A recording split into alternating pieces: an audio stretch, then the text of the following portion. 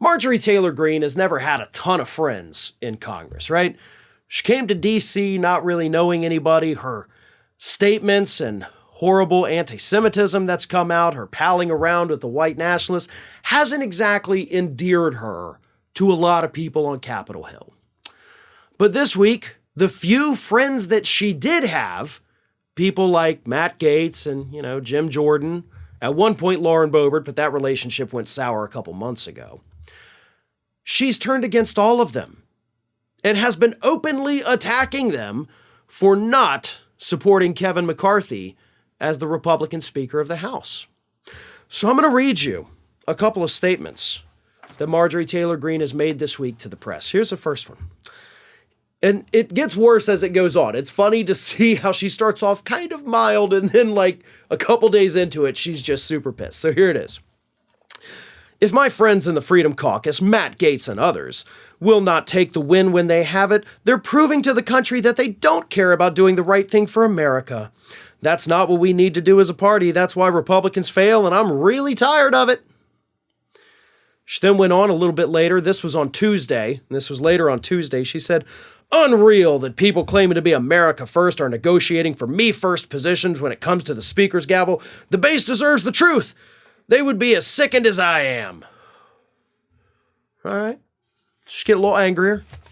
Here's what she said on Wednesday to Charlie Kirk shortly after the fourth failed attempt by McCarthy to become speaker. She goes on Charlie Kirk's show and says this. "Okay, when you have Matt Gaetz and the rest of the group going out there saying Jim Jordan's going to be speaker, but yet Jim Jordan doesn't want to be speaker, that's lying to the American people, Charlie, and I am not going to support any lying to the American people. We can't live in conservative fantasy land, although I share those same conservative fantasies with the group of 20. What? We can't live in conservative fantasy land, although I share those same conservative fantasies with the group of 20. Okay, just had to read it out loud again to make sure I wasn't reading it wrong. We can't live in fantasy land, even though I believe everything they say. I am also in fantasy land, but we can't be, but I am. That's certainly a statement. Probably not the attack that you thought it was, Marjorie. But sure, you're right. You can't live in fantasy land. I know you're trying. You admit that you live there too, but y'all got to move out, okay? You're being evicted from fantasy land. And then she continues, and this is her talking about Freedom Caucus Chair Scott Perry. She says, quote, "And he's leading this fight against Kevin McCarthy. And so I'm sick of these people that have done things that are hypocritical, truly hypocritical, and the base would hate them for it. And they would be screaming at them for it. But the base doesn't know because the only person they're hearing being chewed apart is Kevin McCarthy." Yeah, as I said, Greene doesn't have a lot of friends. The few friends that she does have, she is now openly attacking. Eventually, right, all of this drama from these first couple of days will die down and go away. But I don't think she can repair the damage that she has caused to those few relationships that she did have. And yes, that matters. See, the thing Greene doesn't quite understand, and this is why she's been so ineffective as a lawmaker, is that you can't be a creep. You can't piss everybody off all the time.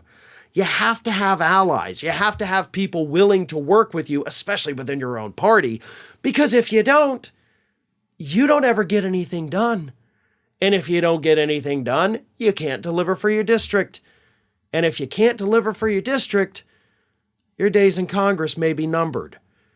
Now, I know that her district is deep red.